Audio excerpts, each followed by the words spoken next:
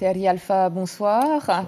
Alors, ce n'est pas directement de votre compétence, mais une question nous vient tout de suite à l'idée. Est-ce qu'on peut rester indifférent au sort de toutes ces femmes et ces enfants battus en Polynésie 5 fois plus qu'en métropole? Évidemment que non, et c'est un triste record que nous avons en Polynésie. En tant que fils de ma mère, j'ai toujours cherché à respecter mes parents et notamment le socle de la famille.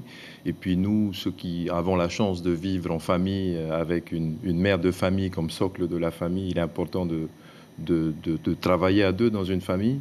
Et nous, en tant que commune de Tevayuta, nous avons lancé un comité de lutte contre la délinquance dans la commune. Et une des thématiques fortes, ce sont les violences, malheureusement, intrafamiliales. Et il faut absolument trouver tous les moyens pour que, à travers les églises, à travers les associations, surtout à travers l'éducation. Et les enfants, oui, ça passe. Et à travers les enfants, de ouais. faire passer ces messages pour que les mamans soient respectées dans notre pays.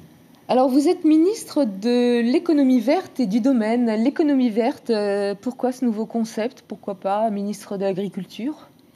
Évidemment que l'agriculture est le thème le plus connu du monde agricole, mais le président, et je pense que nous sommes dans cette période de notre pays où nous devons transformer l'agriculture rurale et la ruralité en ressources et en revenus visibles dans notre pays. Et donc cette économie qui est issue du monde du vivant, et comme nous l'avons vu récemment avec le CIPAM, issue de la matière végétale et de la matière animale, peut aussi apporter beaucoup pour notre pays. L'agro-transformation et la recherche sur les plantes aromatiques etc. On va en parler tout de suite. C'est l'avenir de notre pays. Voilà, je vous propose de regarder ensemble les points forts de la semaine, préparés par Eric Tang et Hei Yari Prunier.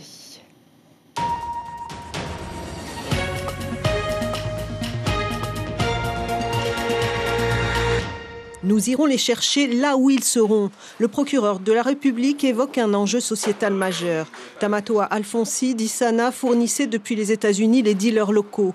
Déjà connu des services de police américains, l'homme de 40 ans avait interdiction d'entrer aux USA. C'est donc au Mexique, dans la ville de Tijuana, que le baron s'est fait prendre en mai dernier avec 220 grammes d'ice sur lui. Mais Sana n'est pas le seul Polynésien expulsé du Mexique. Maitai Danielson, actuellement incarcéré à Fleury-Mérogis, aurait joué les intermédiaires pour Tamatoa Alfonsi. Le rameur du club de Huahinay, impliqué dans l'affaire dite Saranui, a été appréhendé le 17 novembre par la police de Roissy. C'était il y a 4 mois, l'incendie de cet immeuble servitude Pujibé à Punaouia. En septembre, la propriétaire commence à reconstruire. Problème, le permis affiché date de 1999. Les voisins lancent alors une pétition demandant l'arrêt des travaux. Pour la sécurité du voisinage, nous sommes plus de 150 propriétaires dans la résidence, dans la zone, et nous demandons à ce que les travaux cessent et qu'ils démolissent le R+2. Parce que le bâtiment peut tomber à n'importe quel moment. La commune de Punaouia et le service de l'urbanisme constatent l'infraction. Absence de permis de construire, construction d'un 2e étage sans place de parking et pas d'expertise après l'incendie. Le dossier est transmis à la justice fin octobre, mais les riverains s'impatientent. De son côté, la propriétaire maintient être en règle. À l'appui, sa déclaration de travaux à la mairie de Punaouia, datée du 13 novembre. Il n'y a pas de création de surface en termes juridiques. Des logements supplémentaires ? Non. Il y a l'étage qui est changé. Il est en béton au lieu d'être en tôle. Après le bras de fer pour l'installation d'une 2e officine, la pharmacie historique se retourne maintenant contre le pays. Elle réclame le remboursement des sommes perdues lors de l'ouverture de son concurrent, un manque à gagner estimé à 133 millions de francs sur 27 mois, plus 20 millions pour les 2 associés. La semaine dernière, le rapporteur public est allé dans le sens de la pharmacie. Il demande toutefois une expertise afin de chiffrer précisément le manque à gagner, puisque l'autorisation délivrée par le pays à la pharmacie concurrente a été jugée illégale par 2 fois. Canaliser ses émotions et accroître la confiance en soi. Le but, éviter que les élèves ne soient trop dissipés en classe. Pour ces 27 élèves de 5e, ce n'est que la 2e séance, mais les résultats sont à chaque fois immédiats. Ça te fait faire tout le vide dans ton corps. T'es tout calme après, t'as envie d'être gentil et tout. La séance de relaxation rend les enfants doux comme des agneaux, facilitant grandement le travail des professeurs. C'est vrai que la première séance, quand on l'a faite, c'était en début d'après-midi. C'était terrible et petit à petit, en fait, Elisabeth a su mettre en place une ambiance de confiance. Ce vendredi est désormais incontournable dans le calendrier commercial. Un mois avant Noël, dans ce commerce de vêtements du centre-ville, les opportunités s'affichent aussi. Un matin calme, mais l'affluence ici, c'est pour la fin de journée, car le Black Friday, c'est aussi le soir que cela se passe. Ça commence en général vers 18h, 19h, jusqu'à 21h, 22h. Thierry Leffa, on va parler de ce colloque international que nous évoquions ensemble il y a quelques instants, le CIPAM, donc un colloque sur les plantes aromatiques et médicinales, avec une semaine particulièrement riche en rencontres et en ateliers. Alors ce qui m'intéressait avec vous, au-delà de la des praticiens, c'est cette valorisation que vous souhaitez mettre en place du modèle économique de la médecine traditionnelle. Vous dites aujourd'hui que ça peut être une niche économique intéressante? Oui, tout d'abord, cette conférence est la deuxième fois que la Polynésie reçoit le CIPAM, 2006 et 2018. Et donc, l'intérêt de ce type de rencontre, c'est de voir comment les autres Outre-mer, voire même la France et les pays du Pacifique s'organisent. Évidemment qu'il y a la partie juridique qu'il faut qu'on fasse évoluer, les passerelles avec le monde médical, avec le monde pharmaceutique. Alors et c'est déjà en place, avec des tradis praticiens qui travaillent avec des médecins du Taoné. Nous devons construire tout l'arsenal juridique, puisqu'il est encore incomplet en Polynésie, mais le chemin va être court à réaliser. Et puis, il y a surtout la recherche. Profiter des avancées technologiques, de la biotechnologie aujourd'hui. Aujourd'hui, il y a des chercheurs qui sont capables d'isoler le principe actif, une molécule active d'une plante qui était censée être traditionnelle et à usage traditionnel, et de l'isoler pour le mettre sur le marché de la nourriture fonctionnelle, dans les produits complémentaires, ou sinon sur la pharmacopée, disons, visible aujourd'hui sur le marché européen ou asiatique. Vous avez reçu le sénateur du Morbihan, Joël Labbé, qui travaille, lui, sur la législation dédiée à l'herboristerie, et donc qui va rédiger une proposition de loi visant à reconnaître des formations pour ces métiers de l'herboristerie. C'est quelque chose qui fait partie de cette espèce de cadre que vous souhaitez mettre en place. Donc on profitera de ce rapport d'évaluation qui a été lancé par le Sénat, dont fait partie M. Joël Labbé. Bien sûr, nos parlementaires, on les invitera à s'associer aux travaux de cette mission d'évaluation du Sénat. Et puis, je tiens aussi à remercier M. Jean-Pierre Bastier, qui est un haut fonctionnaire de l'État, qui est au fait notre grand témoin. L'objectif du CIPAM aujourd'hui, c'est d'aller maintenant sur une stratégie fonctionnelle. Comment faire avancer ces sujets pour la Polynésie. Voilà. Et une économie viable. Et une économie viable, mais avec des protections, des accès et des avantages protégés pour les Polynésiens qui veulent l'utiliser. Alors, ce qui est mal protégé en ce moment sont nos abeilles. On a un problème avec les apiculteurs qui ont réclamé cette semaine la professionnalisation de leur filière.